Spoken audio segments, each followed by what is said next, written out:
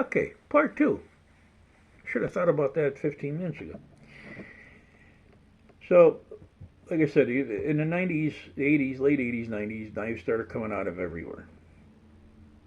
All kind of new manufacturers and stuff, and they come out with stuff that was different from your typical. You see the buck all the time. You see the K-bar. You see this. You see that, and they were bringing out different variations too. Like the buck had the 119, 105, the 103, the one this, the one that, the 110, 112 at the time, and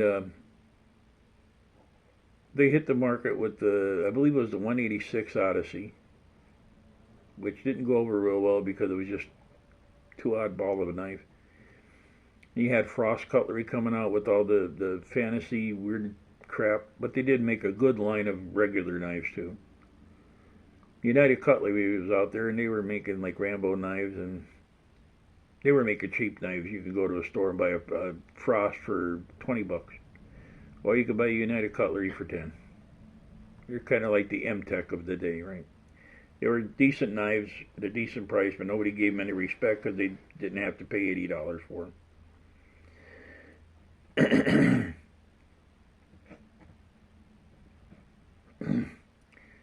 So we go on through the whole Rambo craze, the survival craze of the 80s.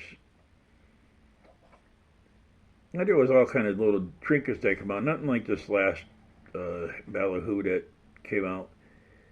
You had them commando saws that came out that broke every time you used them. You had different knives and stuff, and like I said, different trinkets. I bought a UC212, which is a United Cutlery Bushmaster one time. Big old knife, 10-inch blade on it. They had 3 pockets on the outside of the sheath. And in them pockets were a really good snare, a heavy cable snare. There was a knife sharpener, a small flashlight, and a snake bite kit. And in the top pocket had a P51 can opener in it and had a little wire saw doodad thing. And then in the handle there was a capsule that held matches and the scalpel and small fishing kit. So it was a good package of a knife. It was about 5/16, 3/16 thick. It held up. It was a D-guard type Bowie knife, and I've gone through 3 of them in the last 40 years. I broke one. That was my own dumb fault, trying to pry way too much on it. And the other one I gave to my son, and I gave one away to a friend of mine, and I just recently found one. Somebody sent it to me in a lot of knives that I bought off them. But them kind of knives now, I go expeditionary with them. When I get big survival knives like that, I'll be right back. Let me grab a drink here. So anyway, I go expedition with them. They would go on the long trips. These knives were tough enough to chop with and whatnot, so I had a Parker I May, which is a very expensive knife for the time, that I absolutely loved, and that went expeditionary with me too, because there was times during that time period where I worked seasonal work, and I'd have typically from the end of October till the end of March off. I could collect, so what the hell. I did nothing but hunt and camp and you name it, right? So I had the time to go, and I went. I'd be gone for 4 or 5 days sometimes, 2 weeks one time, a couple times, and just hunting, fishing, having fun, But then them knives would go with me on these expeditions, which people are now going, "Oh my God!" Well, yeah. Well, if you treat a knife the way a knife's supposed to be treated, generally they don't break. They're not pry bars. They're not an axe. They're not anything but something to cut with.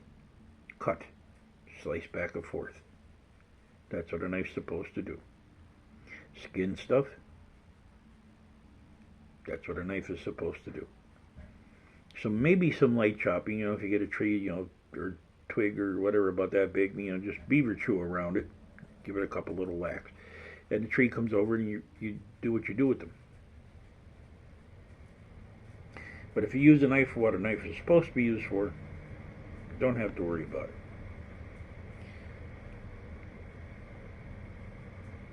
Because the venerable K-bar, oh my God, it's a stick tang. Yeah, it's a stick tang. K-bar's gone through bad combat. Okay, I'm not saying they didn't break, but they're built for a combat knife. All them knives from the 30s and 40s and stuff, 99.9% of them were stick tang.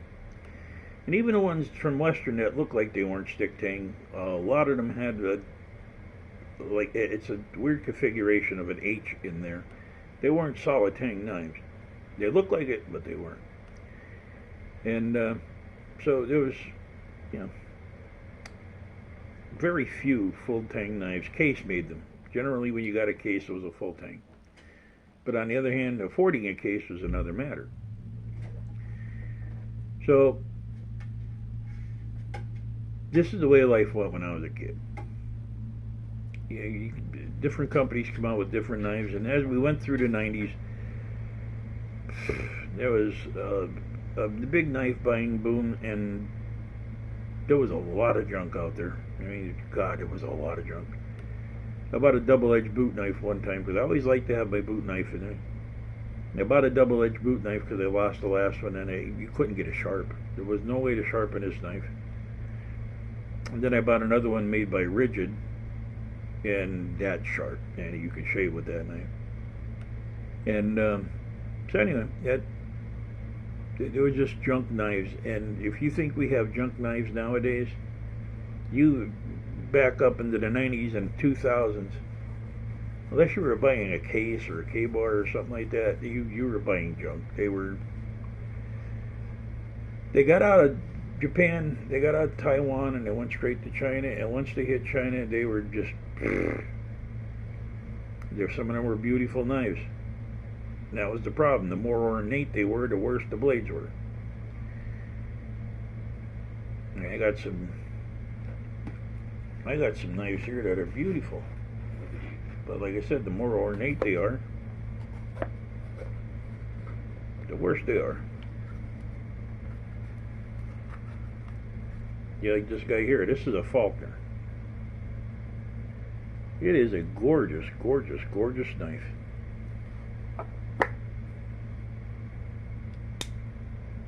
Do it like that. That is, you can see it. It's a gorgeous knife. It's real bone, scrimshot. Nice size for most anything you want to do. And it has a decent edge, but it doesn't hold it because it's a collectible. It comes in this little wooden box with the certificate of authenticity and stuff. But the more you see knives like this, with the fancy scrolling and everything, the worse the blades were. Then Pakistan started coming out with them, and that just screwed the knife market all up because, it did. But getting back to the whole 9 yards, when I was a kid, like I said, you didn't see many fixed blades, and we didn't abuse our knives. We generally took care of them like they were gold because there wasn't enough money to buy two. My brothers were way older than me, and they even said to me, when we were growing up, Dad brought you to the store. He said, okay, you pick out a hunting knife, but only one. Make it a good choice. And he took a Western L36 or something like that. And my dad didn't like it because it was kind of a big knife.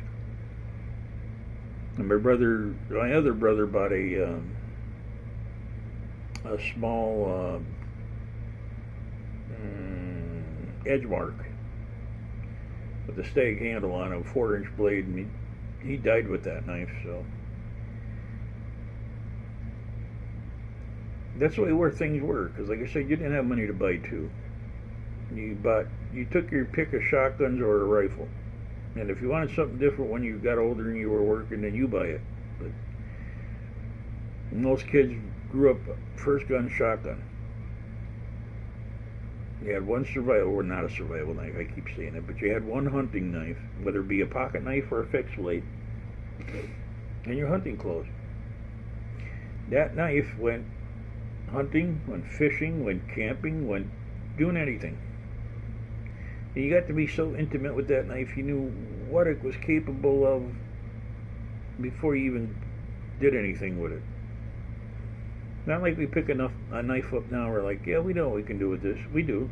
We do know what we can do, but you don't know that knife intimately. Where's the hot spots? Where's the blade geometry gone off to where there's a dull in the edge? Which you don't find a lot anymore, but back in the day you did. That kind of stuff. So, this whole thing has gone on long enough. Just remember that what we do to a knife nowadays is nothing to what woodsmen of the past would do to their knives. They used the right tool for the right job, and that tool didn't break. You want to chop a tree? Get an axe. Or a froe. I still chop trees to a certain extent with my knife, but I know what to do with them. Like, I don't go after 2, 3, 4 inch trees. I chop trees down generally that's under an inch, because I need a Y stick for a hanger or something like that. You know, I say trees, but it's actually just brush. We knew what we were doing with our knives. Knives nowadays they're literally being made to hold up to the abuse that people give them. That's a shame. Because I've seen knives out there now that's like, you know, the hardness of 63, 64. At that point in time, if you get an edge on a knife, it'll hold it. If you can get an edge on it. Don't drop it. If it ever touches a rock, it's going to shatter. I had that with a buck knife once. I bought a buck Nighthawk when they first came out. An OD green and black one. That knife went everywhere with me. I loved it. I had about 2 months. I was out cutting the skin of the deer with it. And I dropped the knife and it went down to the ground, and I picked it up and I went to skin. There's no tip on the knife. It hit a rock just under the dirt. Snapped the tip right off the knife. So, Buck's legendary hardness really, you know, my days, knives were generally in the 55 to 58 range. They were easy to sharpen. They didn't hold an edge forever, but they held it long enough, and they were easy to sharpen if you needed to get an edge on in the field. Can't say that about a lot of today's blades. You take a lot of today's blades out, and you're going to be rubbing on a rock forever just to try to get them semi-dull. So, anyway, that's Tom. I hope you enjoy these two-part things. And if you do, you know, share them out. And don't forget to hit the like button. And, you know, tell your friends, come on over to the family here. That's what we are. And we will see you guys on the next one.